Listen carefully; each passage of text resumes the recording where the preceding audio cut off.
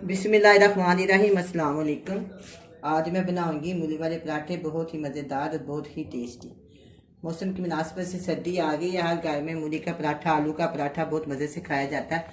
इसलिए मैंने सोचा क्यों ना आज मैं भी मूली के पराठे बनाऊँ, आपके साथ शेयर करूँ। सबसे पहले मैं क्या करूँगी, मेरे पास आटा है। आप अपनी फैमिली के मुताबिक जितना आपको चाहिए आप इस्तेमाल कर सकते हैं और गूंद सकते हैं। ये मेरे पास है ग्रीन प्याज, वाइट पार्ट वाला भी और ग्रीन वाला भी, और हरी मिर्च भी है मेरे पास। ये मेरे पास धनिया है और ये मूली के पत्ते हैं और ये मूली है। इसको मैंने धो के साफ करके इस तरह चॉप करके ना इसको कपड़े में डालकर इससे सारा पानी निकाल दिया। अब मैं करूँगी, सबसे पहले मैं आटा गूंदूंगी। सारी चीज़ों को मैं साइड पे कर देती हूँ इस तरह। और हम सबसे पहले आटा बनाएंगे। आटा बनाने के लिए मेरे पास ये आटा है और इसके अंदर मैं 1 चम्मच नमक का डाल दूँगी। आम रोटी जैसे हम पकाते हैं वैसे हम आटा गूंद लेंगे। जैसे आम रोटी बनाते हैं इस तरह का हम आटा गूंद लेंगे। कोई इसमें घी कोई चीज़ इसके अंदर शामिल नहीं करी, बस आम सादा सा आटा बना के जैसे हम हर रोज़ रोटियों के लिए पकाते हैं ना, बनाते हैं ना आटा, इसी तरह थोड़ा थोड़ा पानी करके डालेंगे। इस तरह इजी रह जाता है।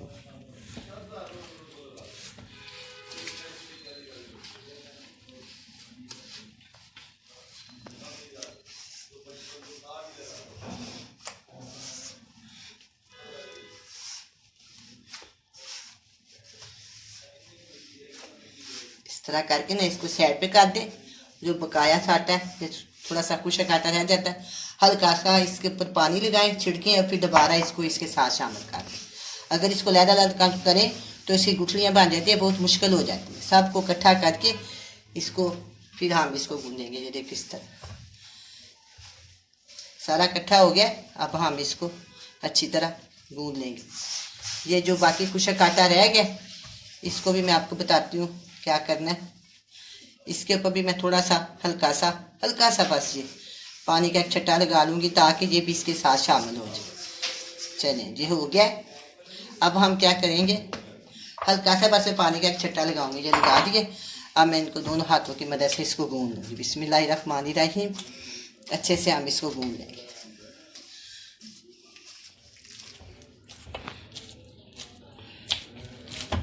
अब ये आटा बिल्कुल तैयार हो गया है। इसको मैंने अच्छी तरह गूंद लिया है। अब मैं इसको एक बोल में डाल के रख देती हूँ।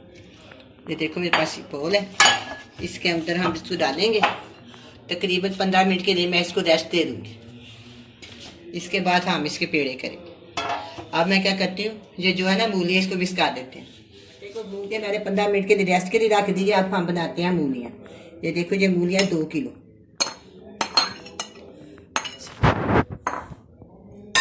अच्छी तरह निचोड़ना, जितना अच्छा निचोड़ेगा उतनी अच्छी रोटी बनेगी।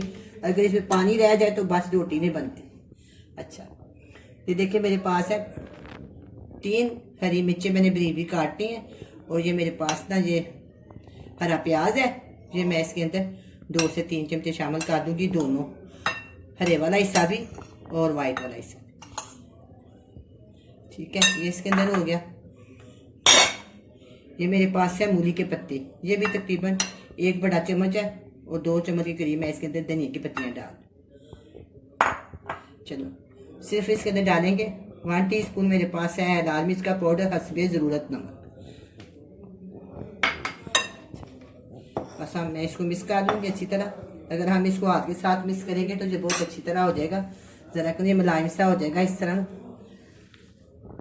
इसको बनाने में आसानी होगी। ठीक है, अब ये मैंने तैयार करने के बाद 15 मिनट हो जाएंगे आटे को। फिर हम इसके पेड़े करेंगे और ऑयल के साथ या घी के साथ फ्राई करेंगे।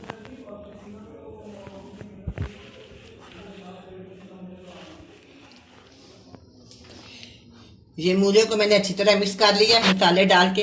अब इसको 15 मिनट हो गए आटे को, हम इसके छोटे छोटे पेड़े बना लेते हैं। मूलियों को मैं इस साइड पे रखती हूँ। जो आटा है मैं अपने आगे कर देती हूँ। ये खुशक आटा है, देखिए छोटे छोटे ना इस साइज के ना छोटे छोटे पेड़े बना लें। कोई इसके ऊपर घी नहीं लगाना, कोई कुछ नहीं लगाना, खुशक आटे के साथ ही इनको बनाना है। जैसे इस तरह बना के ना मैं रख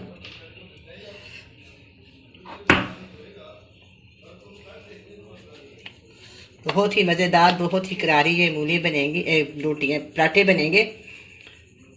चाहे आप इसको दही के साथ खाएं, मक्खन के साथ खाएं, लस्सी के साथ खाएं, या सादा ही खा लें, वो आपकी मर्जी है। हर चीज़ से बहुत ही मज़ेदार लगता है। मक्खन और दही के साथ तो बहुत ही अच्छा लगता है।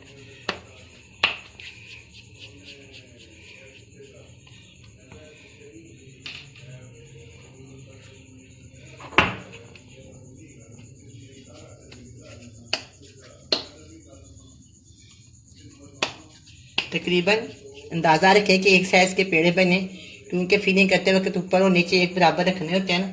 अगर बड़ा छोटा पेड़ा हो या बड़ा छोटी रोटी हो तो फिर वो अच्छी नहीं बनती। कोशिश करें रोटी।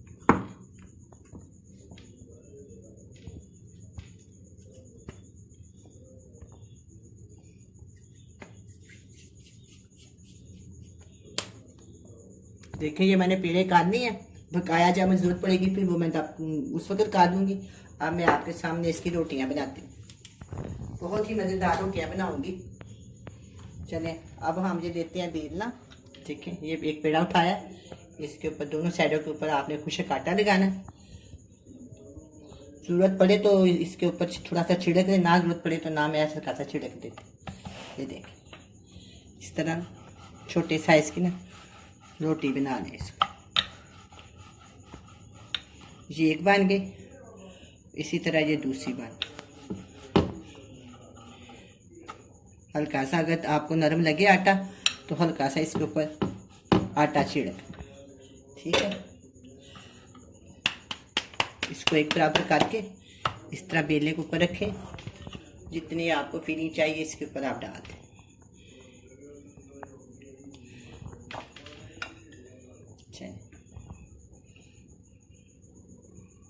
थोड़ी सी मैं और डाल देती हूँ। इसको सारा अच्छी तरह फैला लें हाथ की मदद से, इस तरह सारा फैला के इस तरह। ठीक है, साइडों पे भी अच्छी तरह फैला लें इस तरह। फिर इसके ऊपर ये वाली रोटी इस तरह ना इसके ऊपर ये देखें।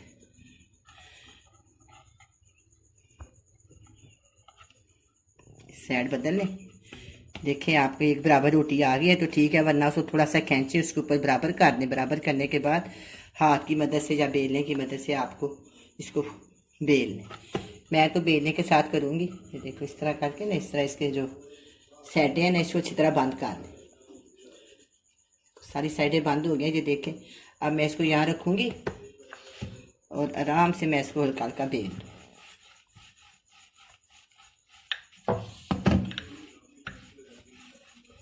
ना ज़्यादा बारीक होनी चाहिए और ना ज़्यादा मोटी होनी चाहिए। जिसके मैंने किया इसके अंदर से वो मूलियाँ नज़र आ रही हैं, बस ये ठीक है। अगर इसे ज़्यादा करें तो ये फट जाती है। चलें ठीक हो गया। थोड़ी सी किनारे हैं, इसको मैं थोड़ा सा और बारीक कर देती हूँ। चलें जी, ये तैयार हो गया। मैं इसको तवे को पटा दूँ। चूल्हे के नीचे मैंने आग पहले से जलाई हुई है, तवा गर्म हो गया। हल्का सा तवे के ऊपर मैं थोड़ा सा ऑयल लगाऊंगी। ठीक है, एक दो दफ़ा मैं इसको ऐसे करूंगी हाथ के साथ और आराम से मैं इसके ऊपर इसको बिस्मिल्लाहिर्रहमानिर्रहीम। अगर आपको लगे कि थोड़ा कोई कांटा या कोई इसका किनारा मोटा है तो आप इसको अपनी उंगली की मदद से ऐसे बना दें। चलें अब मैं आपके सामने एक और भी बना देती हूँ।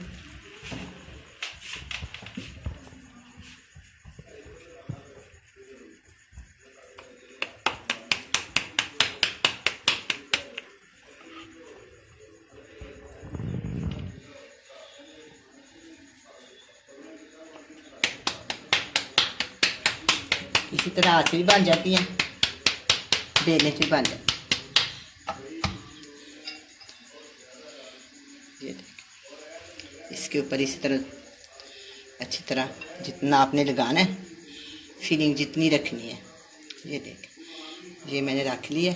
कोशिश करेंगे कि एक बराबर हो। ये देखिए इस किनारे के ऊपर रखा है और जब देखो बिल्कुल एक बराबर। फिर मैं साइड बदलूँगी। अगर मुझे छोटा बड़ा लगेगा तो मैं इस तरह इसको ठीक कर दूँ। चलें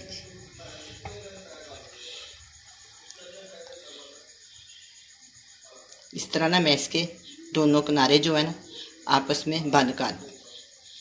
अब मैं हल्का सा डालूंगी, इसके छिड़कूंगी मैदा और इसको हम यहाँ रखेंगे। ये लग जाता है हाथों से इसको निकाल देते। अच्छा, मैं इस रोटी को चेक कर, इसकी साइड बदलते हैं। हम इसके ऊपर लगाएंगे ऑयल।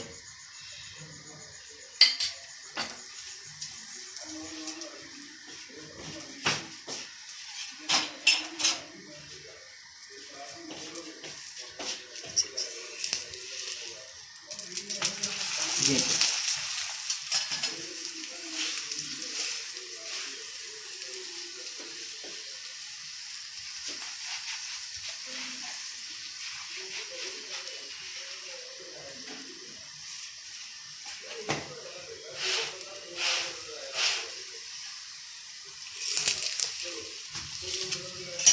एक तरफ से ये फ्राई हो गई है। थोड़ा सा मैं दूसरी तरफ भी हल्का सा ऑयल लगा देती है ताकि दूसरी तरफ से भी अच्छी तरह फ्राई हो।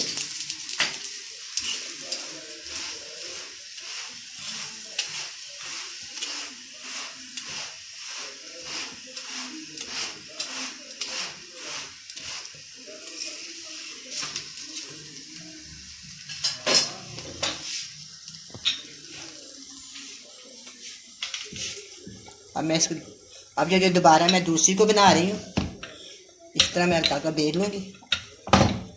चलिए, अब जो किनारे हैं ना,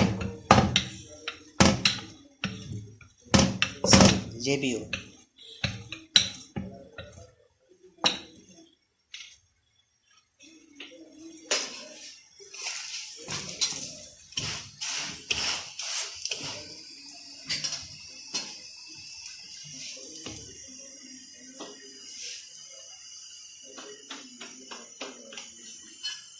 अब ये दोनों साइडों से फ्राई हो गई है।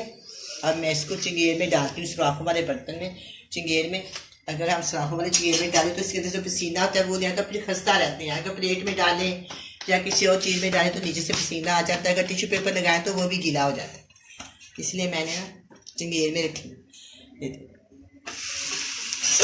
ये भी देखो, मैंने इस हाथों की मदद से ना इसको बराबर काट दी। पहले ही बराबर था लेकिन मैंने और काट दी। चलिए,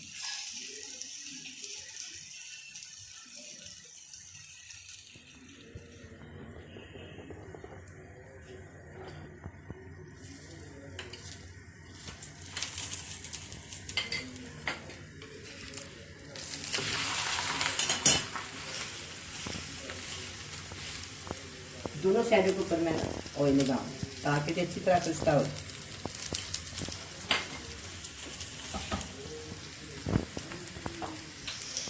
मैं दोबारा इसकी साइड चेंज करती हूँ। एक तरफ से फ्राई हो गई है, दूसरी तरफ से मैं इसको करूँगी। मीडियम आंच पे इसको पकाना चाहिए, ना ज़्यादा तेज़ हो और ना ही ज़्यादा काम हो। अगर ज़्यादा तेज़ हो तो जल जाती है और काम हो तो वो ना अकड़ जाती है, खाई नहीं जाती, ज़्यादा खस्ता हो जाती है।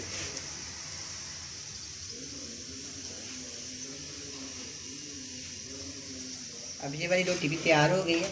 ये देख, माशाल्लाह कितनी अच्छी बनी है।